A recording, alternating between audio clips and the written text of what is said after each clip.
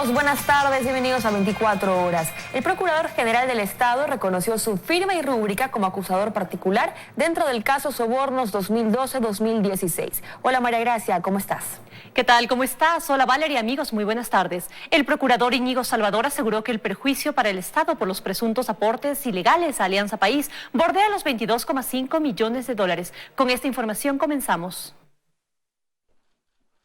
Así, jurando frente a la jueza que lleva el caso, el Procurador General del Estado, Íñigo Salvador, figura oficialmente como acusador particular dentro del caso Sobornos 2012-2016, un proceso en el que centrará su acusación contra 25 de los 26 procesados solo por el delito de cohecho, con un monto de reparación integral de 22,5 millones de dólares. Y un monto relativo al daño inmaterial que nosotros hemos pedido que el tribunal en su momento determine como un porcentaje de ese daño inmaterial adicional. El Procurador General del Estado se abstuvo de acusar al empresario Francisco Novoa por considerar que no existen elementos suficientes para sostener su participación en el ilícito. Dentro de este mismo caso, la jueza nacional Daniela Camacho dictó orden de prisión preventiva en contra de los empresarios Mateo Choi y William Phillips, esto por incumplimiento de las medidas cautelares de prohibición de salida del país y presentación periódica ante una autoridad competente. Con ello son 10 de los 26 procesados los que mantienen este tipo de medidas cautelar. Durante la diligencia, la defensa del empresario William Phillips reconoció que el representante de la compañía Azul no tenía intención de comparecer a las etapas del proceso. Consideramos que hay una vulneración a la seguridad jurídica y una vulneración a la motivación. No está bien motivada la imputación que se ha hecho en contra del señor Phillips. Este jueves se realizará la audiencia de testimonio anticipado de Geraldo de Souza, ex representante de la compañía Odebrecht en el país, quien frente a las partes procesales deberá referirse a la supuesta entrega de sobres con aportaciones para Alianza País. En Quito, Daniela Valencia, 24 horas. Y el polémico cuaderno de Pamela Martínez, que consta en el expediente del caso Sobornos 2012-2016, contiene textos de distintos temas y entre ellos los relacionados al dinero que llegaba de aportes supuestamente irregulares. Una reciente pericia hecha al cuaderno de Pamela Martínez revela la escasa información que aporta el documento en la investigación del caso Sobornos 2012-2016. Es la segunda pericia que aparece en el expediente y muestra, por ejemplo, se trata de un cuaderno fabricado en la imprenta Bernaza en Quito. Es de líneas y tiene pasta de color verde y café. Detalla el perito que los textos fueron escritos en colores azul, rojo y negro. Dentro de las observaciones, el detalle es que presenta la pasta posterior desprendida por la parte media vertical y que tiene 7 hojas y una carilla con varios textos manuscritos. Son precisamente los textos en los que, según Pamela Martínez, escribió algunas memorias en 2018. No obstante, dentro del mismo expediente del caso existen correos electrónicos que evidencian los actos de corrupción a través de los aportes económicos de contratistas del Estado que pagaron las actividades proselitistas y privadas de la militancia de Alianza País. La evidencia materializada consta de cuadros de aportes a campañas, el pago de fiestas y eventos de los funcionarios del gobierno y un registro pormenorizado del pago de sobornos, incluso con los saldos pendientes. Son los elementos que forman parte de un proceso que tiene más de 50,000 fojas y más de una veintena de procesados, que fueron parte de la trama. En Quito, Fausto Yepes, 24 horas. Y el caso Sobornos 2012-2016 espera el testimonio anticipado del exdirectivo de Odebrecht, José Conceição Santos, quien podría confirmar los millonarios aportes que la constructora brasilera hizo para las campañas del gobierno de Alianza País. Nuevamente el testimonio del delator de Odebrecht, José Conceição Santos, podría explicar el círculo de corrupción que operaba desde Carondelet, con el presidente Correa a la cabeza y su vicepresidente como intermediario de millonarios aportes para las actividades de Alianza País. Y esta vez en el caso Sobornos 2012-2016. Para ello nos remitimos al testimonio de José Santos en 2017, cuando tras revelar los sobornos que pagó Odebrecht a funcionarios ecuatorianos, habló de Jorge Glass y las campañas de Alianza País. Para entonces Santos reveló que Glass le pidió $1 millón adicionales para las seccionales de 2014, pero al negarse, Glass le había dicho: lo que tú pagas a Ricardo Rivera es por otro tema. Ese es un problema mío y de Ricardo Rivera. Aquí estoy pidiendo $1 millón en nombre del gobierno de Ecuador, en nombre del presidente de la República que necesita apoyo para la campaña. Santos insistió en su negativa y le contestó: Jorge, desafortunadamente no puedo porque no tengo de dónde pagar y no voy a pagar ese monto. Ya pago bastante para ustedes y si usted desea contribuir para la campaña electoral, que saque la plata del dinero que ya le he dado. No obstante, Odebrecht tenía cuentas pendientes de la que llamaban una línea de crédito con el gobierno de Correa. No era otra cosa que el dinero de sobornos que lo pagaban en partes. Y es el dinero que más tarde habría llegado en sobres hasta la oficina de Pamela Martínez, según su testimonio. Estas entregas se dieron con el conocimiento de altos funcionarios de gobierno como Jorge Glass y el propio Alexis Mera, hoy procesado en este caso. Precisamente la Fiscalía ha dispuesto a investigar los correos electrónicos de Alexis Mera, a quien bajo pedido la presidencia le asignó cuentas de correo electrónico con curiosos nombres. obiwanKenobi1@presidencia.gov.es, mace.bindu@presidencia.gov.es, owen.lars@presidencia.gov.es. En estas cuentas, la Fiscalía espera obtener más información sobre la estructura de corrupción montada para cubrir la agitada agenda política del gobierno de Rafael Correa y sus funcionarios. En Quito, Fausto Yepes, 24 horas. Y previo a las jornadas de sustentación oral de sus causas, estas fueron sorteadas a fin de que los jueces y conjueces conozcan los procesos que deberán explicar durante la examinación. Fue en presencia de varios jueces y conjueces que están siendo evaluados que el Consejo de la Judicatura realizó el sorteo de causas para la sustentación oral. Y en algunos casos fueron ellos mismos quienes seleccionaron al evaluado e hicieron el clic del sorteo. Es un proceso que se ha llevado a cabo y que se seguirá llevando a cabo dentro de este marco normativo, dentro de este marco jurídico, con el único y exclusivo fin de dejar en la Corte Nacional los mejores jueces, juezas, conjueces y conjuezas. Estamos seguros, y lo digo aquí en su presencia. La evaluación, para la que cuentan con el trabajo de un comité de apoyo, consta de varios elementos de calificación. El criterio cuantitativo se valora sobre 80 puntos, la calidad de las sentencias tiene 65 puntos y el proceso oral que está por iniciar se califica sobre 15 puntos. Aperturaremos la evaluación oral de competencias a los señores jueces y conjueces, juezas y conjuezas de la Corte Nacional de Justicia. En ese sentido, han sido notificados también los evaluados a través de la Escuela Judicial. Se ha recibido esa notificación ya el día de ayer, en la cual se ha establecido las horas en las cuales deben concurrir. Para el sorteo contaban con la totalidad de las causas del periodo a evaluar, es decir, alrededor de 9.000 autos de admisión y 5.000 sentencias. Un sorteo total de 51 autos y sentencias. Estos están divididos en jueces, 20 sentencias.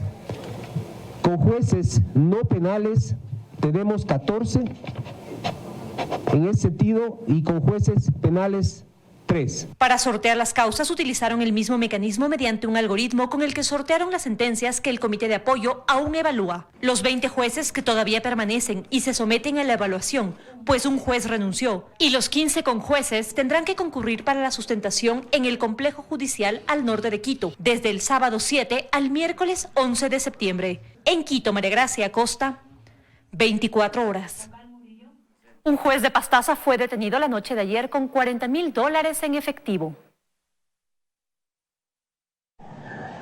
La persona que avanza esposada tratando de ocultar su rostro mientras es detenido por la policía es un juez. El juez de Pastaza, Aurelio Quito, detenido la noche de este 3 de septiembre en delito flagrante con $40.000 en efectivo y 2 botellas de whisky que serían producto de un soborno. Aquí lo que vuelvo a decir es importante recalcar el hecho de que de esta manera conjunta y articulada podemos enfrentar de mejor manera y otros actos vengan de donde vengan. Pero el dinero con el que se lo encontró a Quito no era solo para él. Este magistrado trató de sobornar a un juez superior que iba a tratar un pedido de apelación de la comunidad Santa Clara. Quito buscaba que el juez no eche abajo la resolución con la que favoreció a la empresa constructora del proyecto hidroeléctrico Piatúa, negando una acción de protección interpuesta por la comunidad.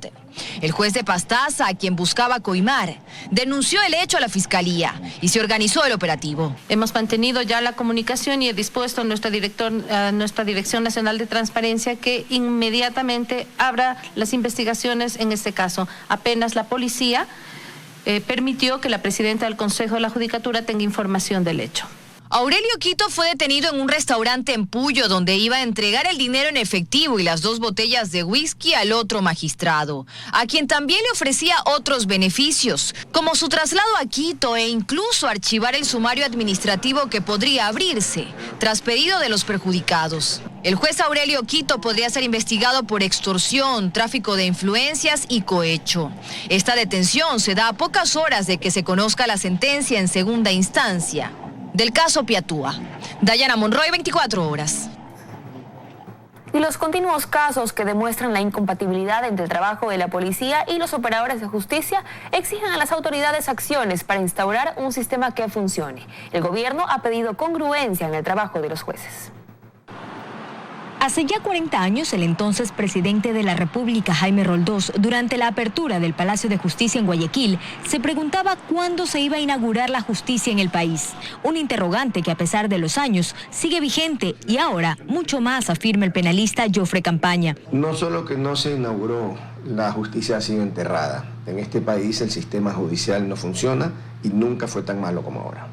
Y es que si se trata de demostrar la incompatibilidad entre el trabajo de la policía y los operadores de justicia, los ejemplos sobran. 21 personas detenidas vinculadas al ingreso de una ambulancia fantasma en la Regional Guayas fueron liberadas por la jueza Jacinta María Matute. 3 personas a las que se les encontró repartiéndose más de $900.000 en 2 cartones y que fueron acusadas por el delito de enriquecimiento ilícito injustificado fueron declaradas inocentes por el juez Ricardo Barrera, quien además ordenó que se les devuelva todo el dinero incautado. 8 sujetos que fueron capturados por diferentes delitos tras un operativo en el sector de Monte Sinaí fueron liberados a las pocas horas por la jueza Tatiana Bellán. Machala, una persona que completaba la detención número 57. 57 detenciones y ninguna sentencia. De ahí que para Campaña la evaluación debe ser integral al sistema en sí. Llegar a instaurar la justicia no será un camino fácil. Hay muchos elementos en juego. Uno, puede haber una investigación deficiente de la propia policía, puede haber una investigación deficiente y una preparación insuficiente y errada de la fiscalía, y existe también como posibilidad la negligencia o corrupción del juez. Es decir, hay varias instituciones involucradas. El Comité de Evaluación a los Jueces y Conjueces de la Corte Nacional de Justicia avanza en el proceso de evaluación a los magistrados. Se espera tener listo el informe final el 30 de septiembre. Joana Ramos, 24 horas. Continuamos informando. En la Asamblea Nacional se recogen firmas para presentar proyecto de enmiendas para limitar al Consejo de Participación Ciudadana. Mañana se presentará ante la Corte Constitucional.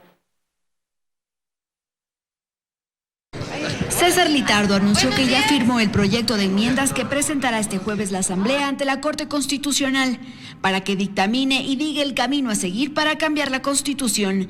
El objetivo macro del proyecto de enmienda es que el Consejo de Participación Ciudadana no elija las autoridades de control de justicia que en este momento están dentro de sus competencias. En esta propuesta se elimina el concurso de méritos y oposición y proponen 3 mecanismos de designación que son por ternas al Consejo de la Judicatura, al Procurador y a los superintendentes, por postulación ciudadana, la Fiscalía, la Contraloría, el Defensor Público, el Defensor del Pueblo, el Consejo Nacional Electoral y el Tribunal Contencioso Electoral. En esta fase se incorporará una comisión técnica que elaborará un informe no vinculante. Y el tercer mecanismo de selección es el de la Corte Constitucional, que será mediante una comisión calificadora. Pero esta comisión calificadora ya no serían solamente 6 personas, según la enmienda, serían 9 personas, es decir, 2 por la función ejecutiva, 2 por la función de transparencia, 2 por la Asamblea Nacional. Ahora con la enmienda se propone que vayan 3 más que provengan de la academia, de las universidades. La mayoría de los procesos llegarán al Pleno y se seleccionará a las autoridades con mayoría absoluta, es decir, 70 votos. Los miembros de la coalición legislativa respaldan el proyecto. Nosotros no vamos por la línea de lo que tiene que ver con la eliminación del Consejo, sino con restarle las competencias. Digamos que para los fines de la institucionalidad democrática es lo más eficiente. Lo que mantiene la propuesta de la Asamblea es que el Consejo de Participación Ciudadana y Control Social sea para la promoción de la participación y la lucha contra la corrupción. Y una vez que el documento sea presentado, los tiempos corren por la Corte Constitucional. El primer documento que llegue será tratado por la Asamblea. Aquí algunos legisladores apuestan en que sea estas enmiendas. En Quito, Andrea Samaniego, 24 horas. El comandante general de la Armada, Darwin Jarrín, salió en defensa de la institución ante los cuestionamientos efectuados por el prefecto Carlos Luis Morales, luego de la terminación unilateral del contrato para dragar el islote El Palmar en el río Guayas. La Armada Nacional se pronunció oficialmente sobre los cuestionamientos que se han efectuado desde la prefectura del Guayas. Darwin Jarrín, comandante general de la Armada, aseguró que le tomó por sorpresa la terminación unilateral del contrato que tenían con el gobierno provincial para dragar el islote El Palmar en el río Guayas. Asegura que el pasado 17 de julio habían llegado junto a Morales a lo que describe como un pacto de caballeros para terminar el contrato por mutuo acuerdo. En todas las conversaciones fueron muy cordiales. Jarrín rechaza el argumento emitido desde el gobierno provincial de que el servicio de dragas de la Armada pretendía subcontratar, pues ante la imposibilidad de comprar una draga con las especificaciones necesarias, sostiene que se iba a alquilar, pero que la mayoría del personal que la operaría sería de las filas de la Marina. Solo venían 2 técnicos, no operadores, ni trabajadores, ni obreros. 2 técnicos por cada uno de los componentes que forman todo ese sistema que se llama draga. Y que el anticipo de $13,8 millones que recibieron para el trabajo está debidamente guardado en las cuentas del Tesoro Nacional, dijo Jarrín, que de ahí no se ha tocado nada. Están intactos, gasto cero. Pero en el marco de este fallido contrato, la Armada realizó varios estudios, por lo que advierten a la prefectura que antes de que todo termine, hay varias cuentas por cobrar. Los gastos en total que hemos hecho nosotros bordean el $1.900.000 y va a ser justificado, se lo garantizo, centavo por centavo. Adicionalmente aseguró que existe preocupación de que el servicio de dragas de la Armada sea etiquetado como proveedor incumplido, como consecuencia del impasse con el gobierno provincial, pues eso, dijo, los podría inhabilitar como proveedores del Estado por los próximos 5 años. En Guayaquil, Carlos Acoto, 24 horas. Estamos de vuelta. Hay bachilleres han intentado hasta 5 veces obtener el mayor puntaje rindiendo la prueba Ser Bachiller. Expertos en materia educativa sugieren al gobierno revisar esta medida de evaluación y asignación de cupos universitarios ideada por el régimen anterior. Samuel tiene un sueño, llegar a ser un profesional. Dice que lo suyo es el campo de la electrónica, de la electricidad. Y es por eso que para poder obtener un cupo en la universidad ha rendido la prueba Ser Bachiller 5 veces ya. No me ha ido muy bien en el examen porque está complicado. Cada vez que lo doy se hace más difícil. En el colegio fiscal en que estudió fue un alumno. Ha tomado cursos para poder alcanzar el puntaje que requiere, pero no se explica por qué. Al final, eso nunca sucede. Los menos estudiados pasan fácilmente, pero nosotros que somos más dedicados a los estudios, no nos dan la oportunidad para seguir la universidad. Samuel ahora trabaja a medio tiempo como albañil. Y ya tengo como 2 años sin estudiar. En el acta de grado de Germania consta su récord académico. También era una buena alumna, tenía notas superiores a 8 durante los 6 años que estudió en el mismo colegio. Sin embargo, a la hora de rendir la prueba Ser Bachiller tuvo tropiezos. ¿Cómo te fue? Me saqué malo. Dice que le tomaron cosas que no le habían enseñado sus maestros. Además, reconoce que ante tanta presión le atacaron los nervios. Intenté hacer de nuevo el examen, pero ya que... Con esa decepción que refleja su rostro, nos deja entrever que prácticamente se dio por vencida en el camino a su meta, la de estudiar medicina. Ahora es madre. Jonathan, en cambio, tuvo que hacer 2 intentos. Como la primera vez no le fue tan bien, se inscribió en una academia particular y luego lo mandaron a tomar un curso virtual para volverse a presentar. Y ahí ahora tuve 747 y ahí me alcanzó ya para postularme y me dieron el cupo para finanzas. No era la carrera que quería, pero al menos es algo, por lo que está contento. Pero al principio sí me sentí como que frustrado porque me postulé 3 veces y supuestamente de una carrera que me daba para el puntaje y no me la dieron. Son historias de vidas que cambian a partir de los resultados de este mecanismo de evaluación que conlleva hacer una selección de quienes se les otorga la posibilidad de ingresar a una universidad y a quienes no. Algo que no siempre es justo, considera el experto en temas de educación Abelardo García Calderón. Y es más, hay algo que te resulta ser, si cabe, más grave todavía. Aquellos alumnos que aprueban, en teoría porque alcanzan los números adecuados para ingresar a la universidad, desertan en el primer año o simplemente abandonan carrera. Pues no eran quienes en verdad querían estudiar. Cree que es momento de revisar este requisito impuesto. Sugiere que las instituciones, cada una, haga la evaluación de sus propios bachilleres y que los colegios gradúen a sus estudiantes de acuerdo a su currículum, la misión, la visión de las instituciones educativas. Luisa María Heredia, 24 horas.